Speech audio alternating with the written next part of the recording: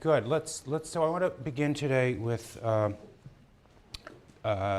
concluding Aristotle Part 3. Before I do, however, could I just ask the people? Yes, thank you so much. And your neighbor too. Would you mind? Thank you so much. Just out of respect to Mr. Aristotle. That's Mr. to you. I want to talk today about Aristotle's discovery of America. This will probably come as a surprise to some of you, that Aristotle discovered America. But I will get to that in a minute. In many ways for Aristotle, as it is for every student of politics, the most serious, the most difficult issue one confronts is the problem of faction.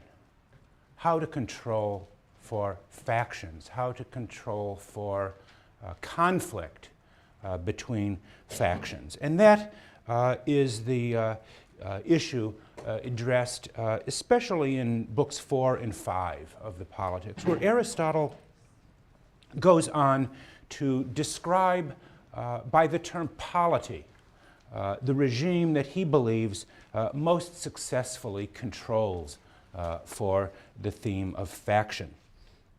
The essential feature of this regime, the polity, which in fact he gives the name politeia, the generic, you might say, Greek word for regime. The polity is the regime that represents, for Aristotle, a mixture of the principles of oligarchy and democracy. And therefore, he says, avoids dominance by either extreme. By combining elements, as it were, of the few and the many, polity is characterized by the dominance of the middle class, the middle group. And the middle class, he says, is able to achieve the confidence of both extreme parties, where at least it is sufficiently numerous to avoid the problems of class struggle and factional conflict. Where the middling element is great, Aristotle writes, factional conflicts and splits over the nature of regimes occur least of all. So Aristotle, in a way, has discovered, long before James Madison's famous article in Federalist number 10, the remedy for the control and containment, so to speak, of faction. You remember, for many of you, if not all of you, who have read the 10th Federalist paper, that Madison outlines a scheme for an extended republic, he says, where numerous factions in many ways check and balance one another, compete with one another, and therefore avoid the dominance of a single faction, leading to the kind of tyranny of the majority, the tyranny of a majority class. And Aristotle's proposal for a mixture of oligarchy and democracy seems in many ways to anticipate 2,000 years before the fact Madison's call for a government where powers must be separated, and where he says in Federalist 51, ambition must be made to counteract ambition in order to avoid, in other words, the extremes of both tyranny and civil war. So the inevitable conclusion that I reach, and I believe any sensible reader of Aristotle would reach, is that Aristotle, in fact, discovered the American Constitution 1,500 or 2,000 years before it was written. This may seem surprising to you, since, of course, Aristotle lived long before, but that may simply be our own prejudice to think that. My friend at the CUNY Graduate Center, Peter Simpson, has argued in a paper that I found quite convincing that Aristotle had in fact discovered the American Constitution. And in fact, I say it may simply be our prejudice that he didn't. Aristotle writes in Book 2 of the Politics that the world is eternal and everything in it has been discovered. The earth experiences, he says, certain periodic destructions and cataclysms. Civilizations are reduced to barbarism, only to recover and grow again If this theory, you might say, of sort of cataclysmic change is true, we cannot rule out the possibility that a constitution like ours, or even identical to ours, existed at some point in the ancient past, in the far distant past, that Aristotle knew about. Do you think that's possible? Well, why not? But Aristotle's mixed constitution differs from ours still in certain important respects. Aristotle understands the mixed constitution as a balance of classes, the one, the few, and the many. He doesn't so much insist, as you will see in your reading, on the actual separation of functions of government, putting them into separate hands. It is enough for him, he says, if each class shares in some aspect of the governing power. But that leads to a further difference. We tend to think of the separation of powers doctrine as necessary for the security and liberty of the individual, don't we? We usually think of individual freedom and security as the purpose of the separation of power. It is when political functions become concentrated into the hands of, again, the too few hands, that we risk arbitrary government and the endangerment to the liberty of the individual. But for Aristotle, it is not the liberty of the individual so much as the functioning or functional well-being of the city that is the highest priority. Individual freedom may be at best a desirable byproduct of the Aristotelian mixed regime, but individual freedom is not its defining or principal goal. And for anyone interested in this difference, I suggest you contrast or compare Aristotle's account of mixed government to Book 11 of Montesquieu's Spirit of the Laws, or to some of the Central Federalist Papers, to see the way in which Mr. Aristotle revised, in some ways, the wisdom of Madison. And you could compare them in some way that I think would be valuable. But not only did Aristotle understand the importance of the separation of powers doctrine and the kind of balance of factions as a way of controlling conflict and struggle, but he also understood the importance of property and private property and commerce for a flourishing republic. We didn't really pause to talk much about this, but in Book 2, you remember, he criticizes at considerable length Plato's Republic for the excessive unity it demands of its citizens, and Socrates' demands for common ownership of property, at least among the auxiliary class. But Aristotle claims that the city is not naturally one. That is to say, a certain diversity is necessary to make up a city.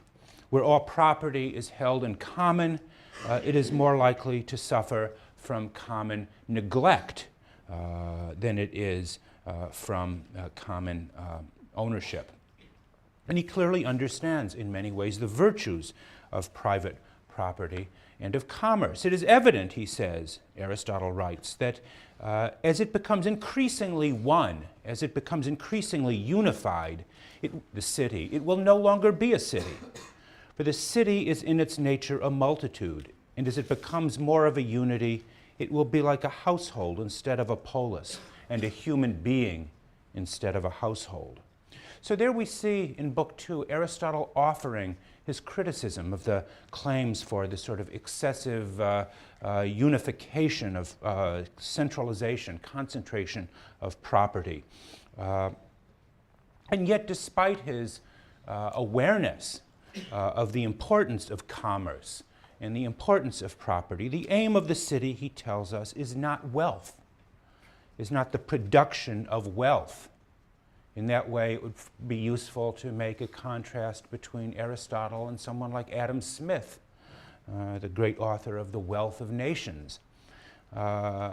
If wealth were the purpose of politics, Aristotle writes, the Phoenicians You might say in the ancient world, the Phoenicians were the commercial people par excellence. The Phoenicians would be the best regime.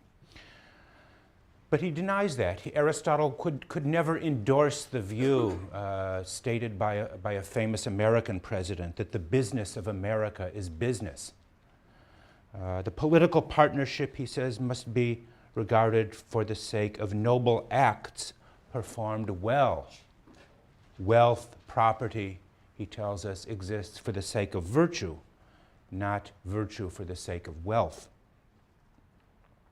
And just as Aristotle would have been critical of the American tendency to regard government as for the sake of business or for the sake of the economy, he also criticized beforehand the American tendency to organize into clubs, what we call political parties, which exacerbate rather than control political conflict.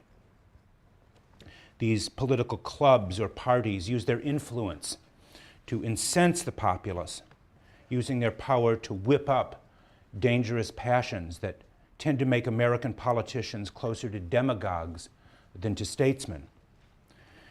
He would also regard the peculiar American practice of elections rather than the Greek practice of appointing political offices by lot.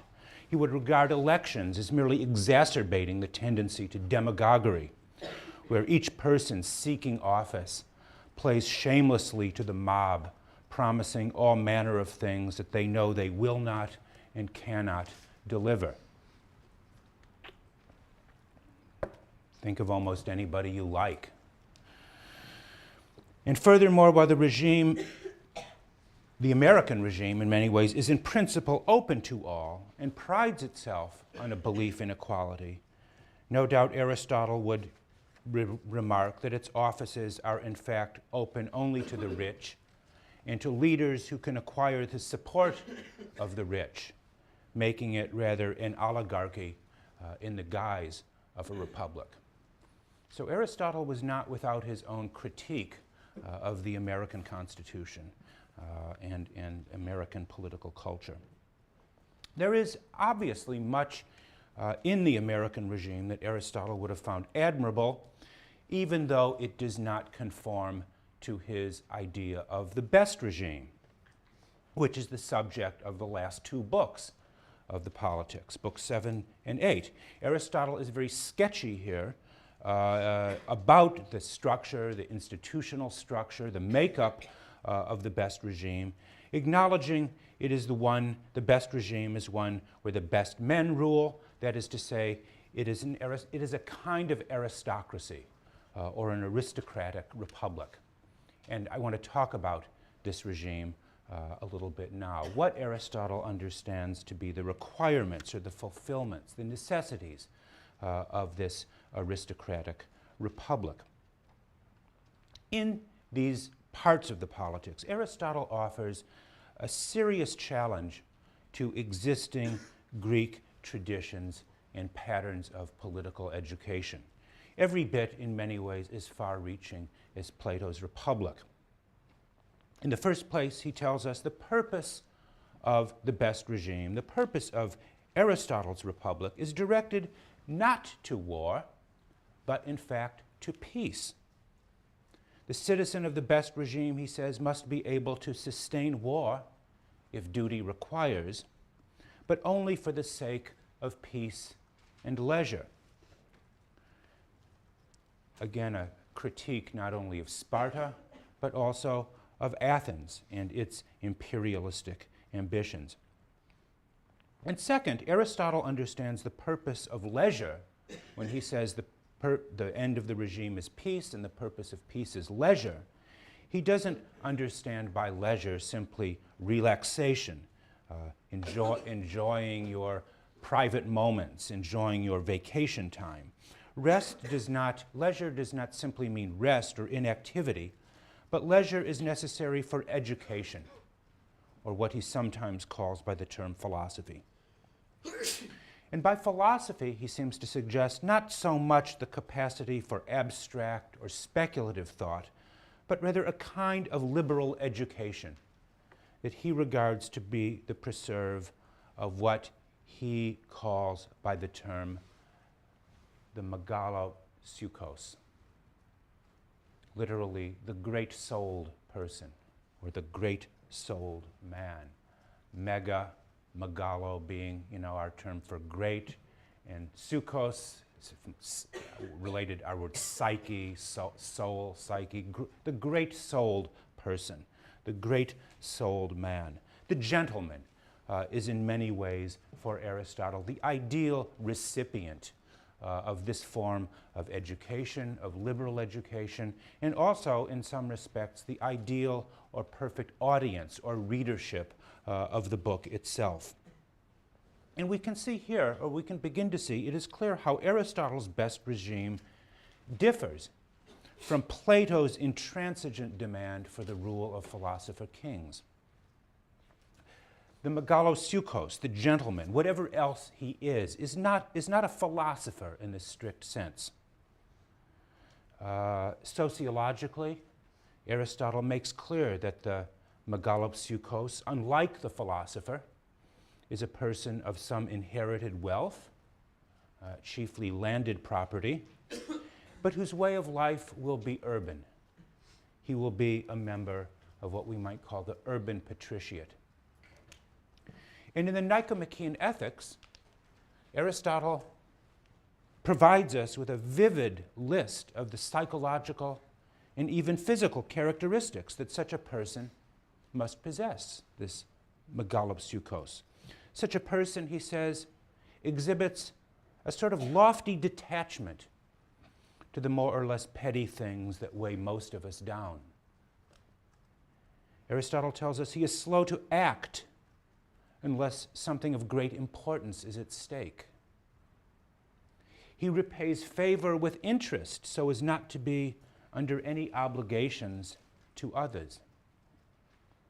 The gentleman, he says, speaks his mind without fear or favor, somewhat like the New York Times, because to dissemble would be beneath him. He may occasionally hurt others, but this is not done out of deliberate cruelty. And in addition, Aristotle tells us such a person will possess beautiful but useless things, suggesting the possession not only of wealth, but of a kind of cultivated aesthetic sense. As if that weren't enough, Aristotle tells us that the megalopsychos walks slowly, because to hurry is undignified, is tall, and speaks with a deep voice.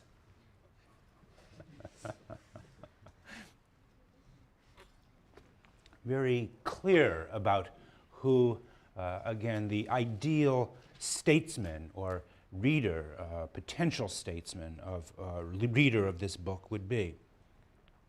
But most importantly, you might say, what distinguishes the gentleman as a class from the philosophers is a certain kind of knowledge or practical intelligence.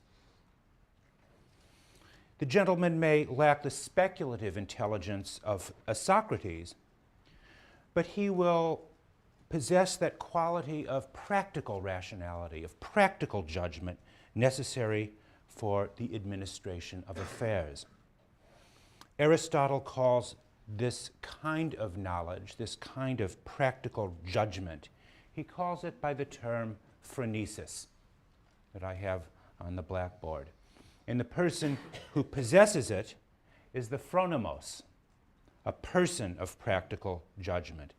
Again, a term that captures something of our meaning of common sense, practical wisdom, the capacity for judging, the capacity for judgment, which is not the same thing, obviously, as speculative or philosophic intelligence. The phronimos is the person who is able to grasp the fitting or the appropriate thing to do out of the complex arrangements that make up any situation.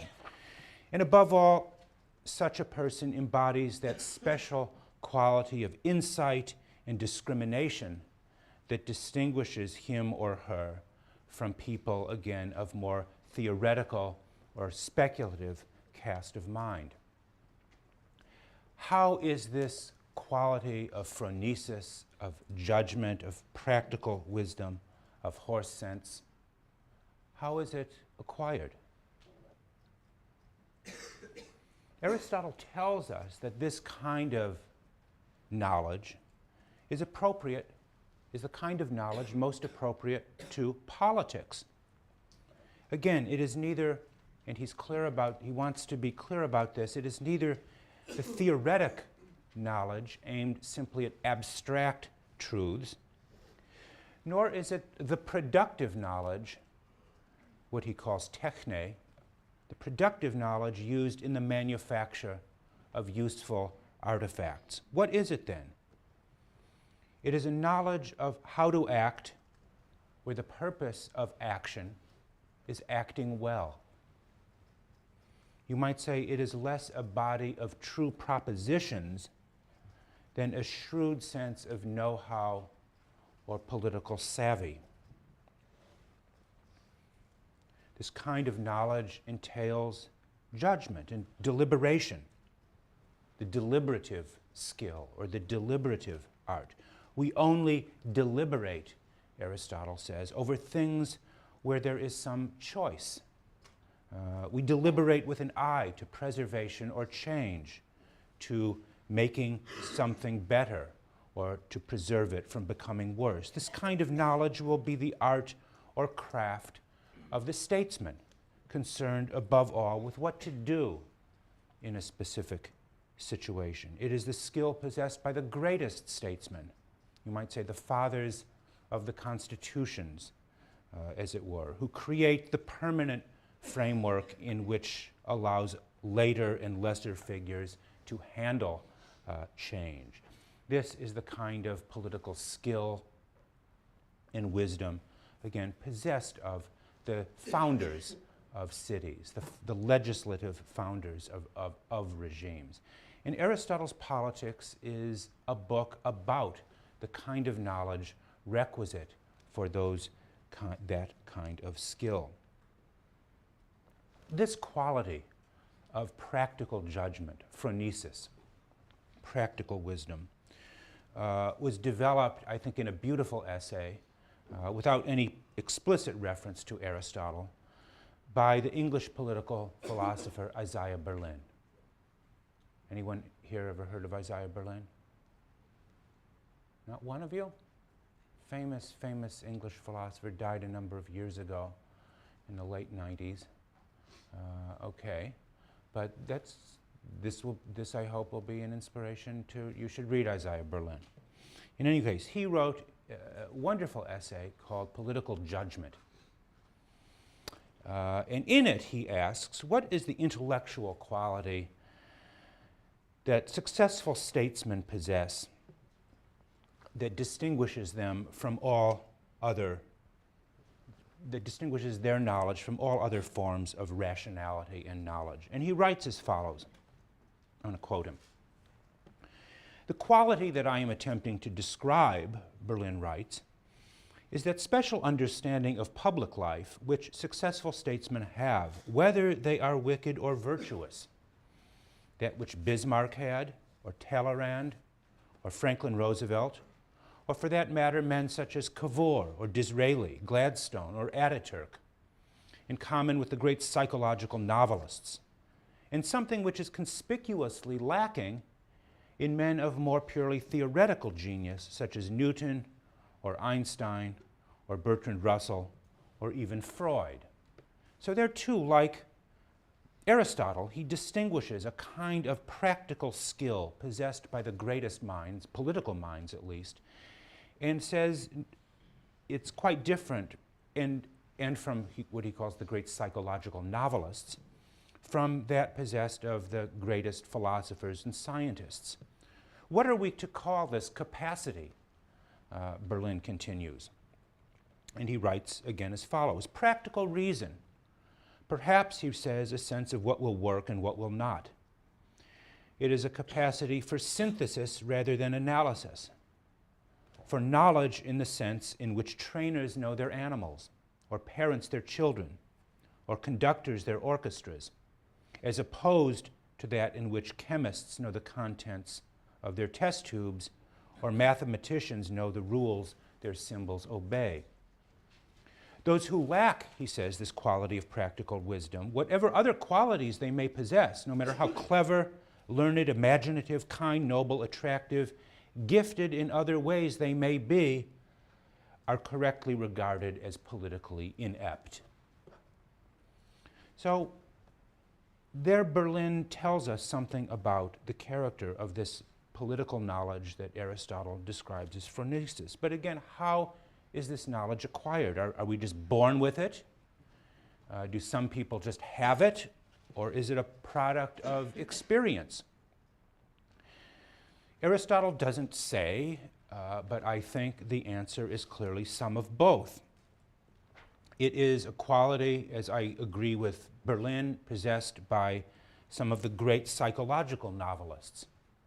I mentioned the names of Tolstoy, Henry James, and perhaps the greatest of all, Jane Austen, if you want to know a novelist who employs this great skill of judgment, discrimination, and practical reason. But it is also a virtue of great statesmen, principally. Berlin mentions Bismarck, Disraeli, Franklin Roosevelt.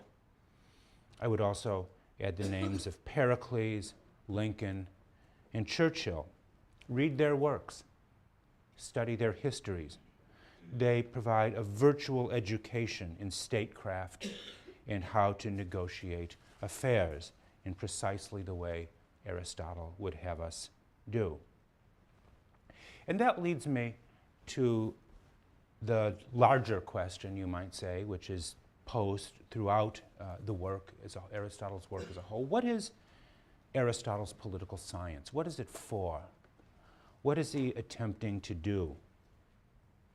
Already, you could say, to ask this question is to stake a claim. Does Aristotle have a political science, a science of politics? And again, if so, what is it about? To begin to answer this question, you might say even begin to think about it in the right way, requires that we stand back from Aristotle's text for a while and ask some fundamental questions about it. What does Aristotle mean by the political? What is the goal or purpose of the study of politics? And what is distinctive about Aristotle's approach to the study of political things?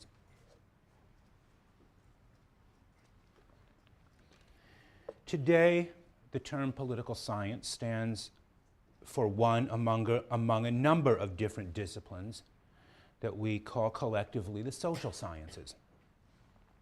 This not only includes political science, but economics, sociology, anthropology, psychology, among others. Each of these disciplines seeks to give us a handle on a distinctive set of human actions and interactions. Economics deals with the transactions involving the production and distribution of wealth. Sociology with transaction governing status and class. Anthropology with the domain of culture, and so on. What is it that political science studies, and what is its relation to the other disciplines? The core of political science, at least according to Aristotle, and to this degree I'm very much an Aristotelian, what distinguishes it from all other studies is the concept of the regime, of the politeia. The regime for him is not one branch of human activity among others. It is the fundamental principle or ordering principle that makes all the others even possible. This is why Aristotle does not regard the study of politics as one social science among others. It is rather what he calls the master science that determines the rank and place of all the others within the polity. His study of the regime, that is to say, the underlying constitutional principles that govern each order, is what distinguishes Aristotle from the other social sciences. So when you came into this class in the beginning of the semester, you may have thought you were just signing up for a class in political science. You did not know, perhaps, that you were coming in to study what he calls the master science, the science of sciences in some respects. It is that priority that Aristotle attributes to the regime that I think is what distinguishes his kind of political science from that of today. Today, you might say political scientists and social scientists are more modest in ascribing priority to any particular branch of knowledge, with, I should say, the possible exception of the economists, who often will believe that economic motives and transactions provide the key to all possible human behaviors. Who knows, maybe they're right, but Aristotle would deny it. For Aristotle, however, politics has a priority to all the others because, as he has argued, man is the political animal. To be a political animal means first to possess speech or reason that allows us to participate in a community or a way of life governed by shared standards of justice and injustice. Aristotle's political science presupposes, in other words, a certain conception of human beings as linguistic animals who are capable not only of living together, so do a range of other species, but rather sharing in the arrangements of rule. It is our logos, our reason, that makes a community possible, and also expresses or creates, you could say, a certain latitude or indeterminacy in how our behavior distinguishes us from other species. It is precisely, he believes, this latitude that makes political communities not only sites of agreement over shared standards, but also, as he says, sites of moral contestation over justice and injustice. Politics is about conflict and conflicts over justice. To be a political animal for him is to engage or to be engaged in this ongoing conversation and debate over the very nature of justice. To refuse to participate in that conversation, to declare oneself an outsider to it, he says, is either to be below humanity or above it. To be human is to be part of that conversation.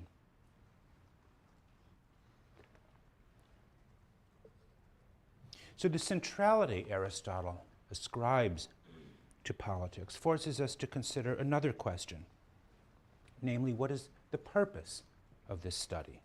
Why do we engage in it? At first glance, this seems to be overwhelmingly obvious, to gain knowledge, to gain more knowledge. But knowledge of what and for what? Most people today are attracted to the study of politics because they are interested in things they've read about in newspapers or seen on TV, things like elections, political leaders and parties, different causes to which they may feel some attraction, interested in wars and revolutions that they see or have heard about. And it is to learn more about these things that we come to the study of politics. This is true now as it was in the time of Aristotle. And Aristotle certainly recognized that the accumulation of political knowledge, you might say the gathering of data, the organization of facts, is very important. Books 3, 4, 5 of the Politics shows the empirical side of Aristotle's politics. But again, let me just pose the question, what is this knowledge for? What does Aristotle intend to do with it, or want us to do with it? Politics, political science, he tells us, in the ethics, again, it's not a theoretical subject in the matter of physics or metaphysics or mathematics. That is to say, its purpose is not knowledge for its own sake. However important the study of politics may be, it exists not for the sake of knowledge, but for action, as he tells us, for praxis is his word, for action. Political science exists for the sake of the human good, and the opening sentence of the Politics confirms this. He says, we see, everyone does everything for the sake of some apparent good. All action, all human behavior is aimed at achieving some type of good. is all aimed at action.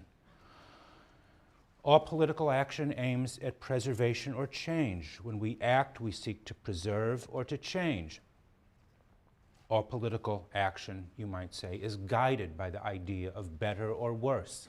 It implies a standard, or better and worse, and this implies some idea of the good by which we judge. So it follows, at least Aristotle believes so, that the study of politics is not, again, for the sake of knowledge for its own sake, but knowledge that serves the regime. It helps to make it better or prevent it from becoming worse. Its goal is not just to know more, but to know how. And this requires not only theoretic acumen, but political judgment and a kind of practical knowledge that Aristotle discusses at length. This quality of practical judgment and reflection is again somehow unique to the political art or the political skill, Aristotle tells us. It is the ability not only to keep the ship of state afloat, but allows the greatest statesman to guide the ship, to steer it safely to port. That is to say, the kind of knowledge needed by the statesman. And Aristotle's political science, then, is ultimately the supreme science of statecraft, a term that, again, we don't hear much about, statecraft or statesmanship. It's regarded, perhaps by today's political science, as too value-laden, too subjective to speak of statesmanship or statecraft. And this, too, again, it's a word that carries distinctive and strong connotations. Who is a statesman? And what are the attributes of the statesman? I've spoken a little about the attributes that Aristotle believes are central to the megalopsychos, the greatest of the statesmen. This will be quite different, for example, from the qualities we will see beginning on Friday and next week that Machiavelli and later Hobbes or Locke believe are necessary for the great founders or statesmen. Plato and Aristotle give their own visions. The philosopher king, the great-souled man, or megalopsychos. But the statesman, again, is the founder, to the highest degree, is the founder of regimes, laws, and institutions. They provide the constitutional framework within which we later figures operate. So if Aristotle's political science is an education for statesmanship, you might say, what are its methods? What are its distinctive methods? How do we educate a statesman? How do we educate potential statesmen?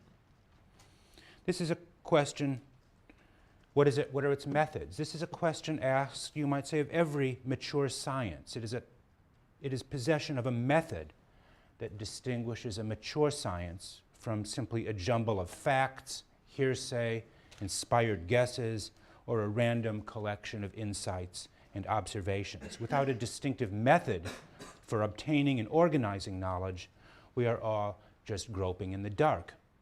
So what is the distinctive method of Aristotle's politics? To some degree, Aristotle refuses to play the methodologist's game. In a well-known passage from the Ethics, he says that our discussions will be adequate if it achieves clarity within the limits of its subject. If it achieves clarity within the limits of its subject. In other words, he seems to be saying it is wrong to demand methodological purity in a subject like politics, where there is always great variety and unpredictability. It is the mark, he says, of an educated person, presumably a liberally educated person, not to demand more precision than the subject matter allows. But that formulation seems in many ways to be question-begging, because how much precision does the subject allow? How do we know? There will always, he suggests, appear to be something ad hoc about the methods used in the study of politics.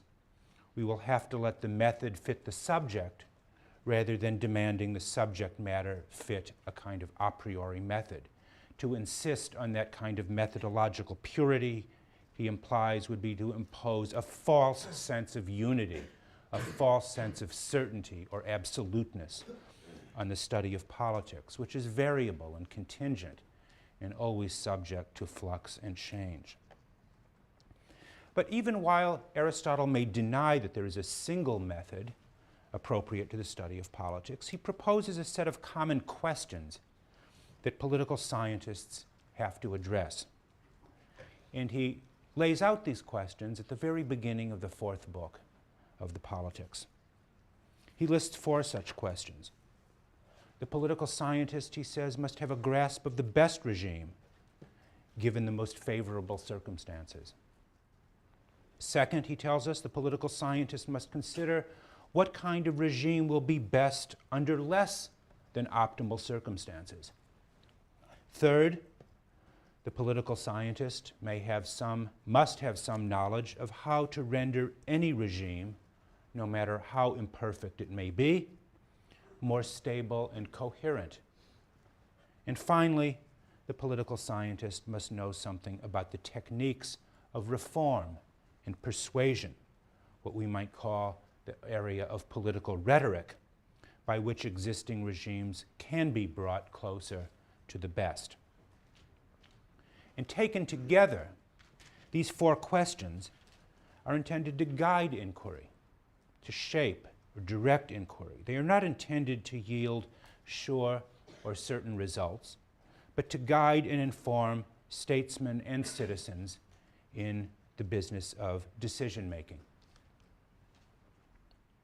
So bearing in mind that political science is a practical science, a science of judgment, a science aimed at directing action under specific circumstances and situations, it is important, Aristotle finally suggests, that the language of political science express the common sense or ordinary language of political actors. There is virtually no jargon in Aristotle's politics. Aristotle's political science stays entirely within the orbit of ordinary speech. Such language does not claim to be scientifically purged of ambiguity, but rather adopts standards of proof appropriate to people in debates, in assemblies, in courts of law, in council rooms, and the like. The language of Aristotelian political science is the language of man, the political animal. You will never hear him speaking in terms of dependent or independent variables. You will never hear him using technical jargon artificially imported into the science of politics or the study of politics from the outside. But what most distinguishes Aristotle is that his language is addressed emphatically to citizens and statesmen, not to other political scientists or philosophers. It has a public orientation. It is publicly directed. It is public-spirited.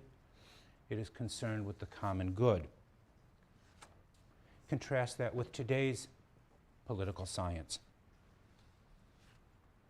Today, it seems political scientists are more concerned with advancing the abstract truths of science and claims about creating a methodologically rigorous and pure science of politics, where Aristotle is more concerned with the regime.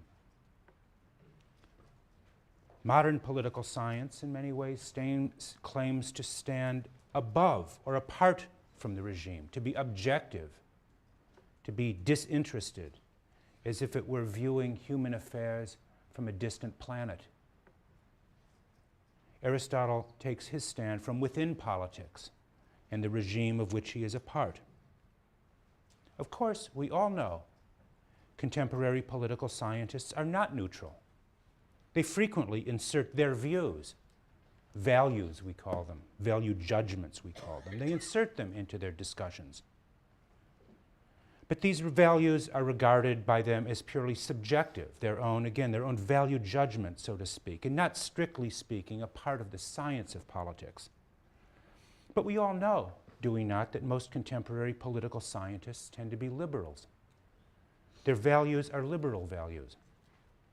This raises a question, whether the relation between contemporary political science and liberalism is merely accidental, or whether there is some intrinsic, some necessary connection between them. So one might do well to ponder which political science is really more scientific. Aristotle's, which is explicitly and necessarily evaluative, and that offers advice and exhortation to the statesmen and citizens about how to care for their regime, or contemporary political science that claims to be neutral and nonpartisan, but which smuggles its values and preferences in always through the back door. And on this very partisan note, I conclude. So, on Friday, let me just remind you, Il Principe will study Machiavelli.